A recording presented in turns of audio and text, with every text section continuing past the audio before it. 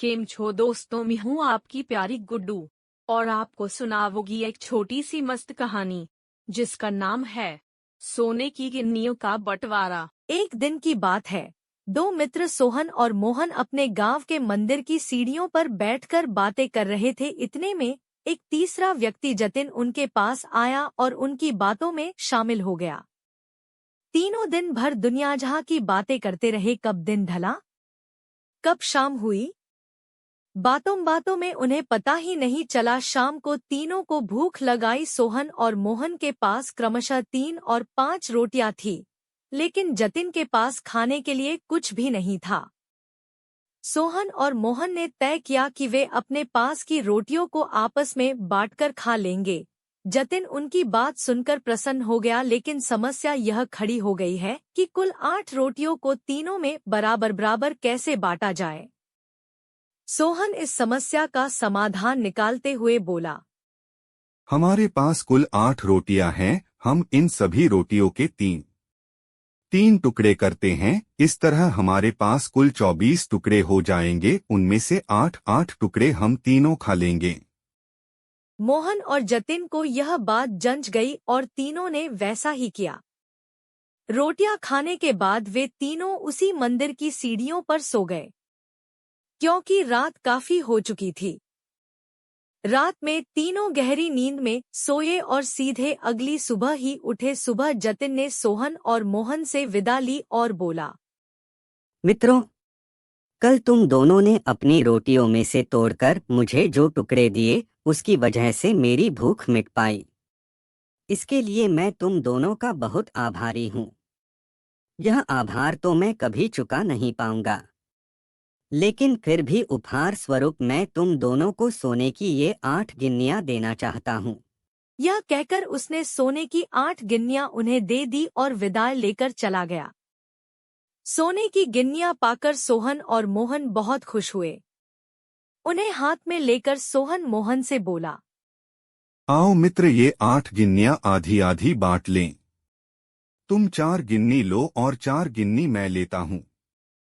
लेकिन मोहन ने ऐसा करने से इनकार कर दिया। वह बोला, ऐसे कैसे? तुम्हारी 3 रोटियां थीं और मेरी 5। मेरी रोटियां ज्यादा थीं, इसलिए मुझे ज्यादा गिन्नियां मिलनी चाहिए। तुम 3 गिन्नी लो और मैं 5 लेता हूँ। इस बात पर दोनों में बहस छोड़ गई। बहस इतनी बढ़ी कि मंदिर के पुजारी को बीच बचाव के लिए आना पड़ा। पूछने पर दोनों ने एक दिन पहले का किस्सा और सोने की गिन्नियों की बात पुजारी जी को बता दी। साथ ही उनसे निवेदन किया कि वे ही कोई निर्णय करें। वे जो भी निर्णय करेंगे उन्हें स्वीकार होगा।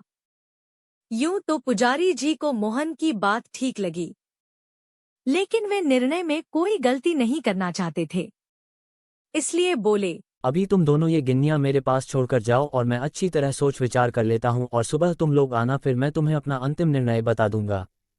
सोहन और मोहन सोने की गिन्नियां पुजारी जी के पास छोड़कर चले गए। देर रात तक पुजारी जी गिन्नियों के बंटवारे के बारे में सोचते रहे, लेकिन किसी उचित निष्कर्ष पर नहीं पहुंच सके। सोचते सोचते उन्हें नींद आ गई और वे सो गए। नींद में उन्हें एक सपना आया। उस सपने में उन्हें भगवान दिखाई पड़े। सपने में उन्होंने भगवान से गिन्नियों के बंटवारे के बारे में पूछा, तो भगवान बोले, सोहन को 1 गिन्नी मिलनी चाहिए और मोहन को 7। यह सुनकर पुजारी जी हैरान रह गए और पूछ बैठे, ऐसा क्यों प्रभु?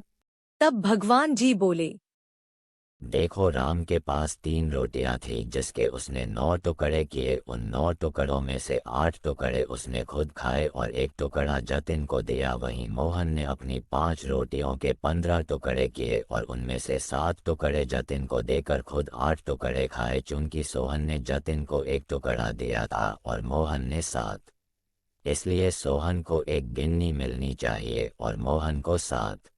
पुजारी जी भगवान के इस निर्णय पर बहुत प्रसन्न और उन्हें कोटि-कोटि धन्यवाद देते हुए बोले, प्रभु, मैं ऐसे न्याय की बात कभी सोच ही नहीं सकता था। अगले दिन जब सोहन और मोहन मंदिर आकर पुजारी जी से मिले तो पुजारी जी ने उन्हें अपने सपने के बारे में बताते हुए अंतिम निर्णय सुना दिया और सोने की गिन्नियां बांट दी। सीख। जीवन में हम जब भी कोई त्याग करते हैं या काम करते हैं तो अपेक्षा करते हैं कि भगवान इसके बदले हमें बहुत बड़ा फल देंगे, लेकिन जब ऐसा नहीं हो पाता तो हम भगवान से शिकायत करने लग जाते हैं। हमें लगता है कि इतना कुछ त्याग करने के बाद भी हमें जो प्राप्त हुआ वो बहुत कम है। भगवान ने हमारे साथ अन्याय किया है, लेकिन वास्तव में भगवान का न्याय हमारी सोच से परे है। वह महज हमारे त्याग को नहीं बल्कि समग्र जीवन का आंकलन कर निर्णय लेता है। इसलिए जो भी हमें मिला है उसमें संतुष्ट रहना चाहिए और भगवान से शिकायतें नहीं करनी चाहिए, क्योंकि भगवान का निर्णय सदा न्याय संगत होता है और हमें जीवन में जो भी मिल रहा होता है वो बिल्कुल सही होता है।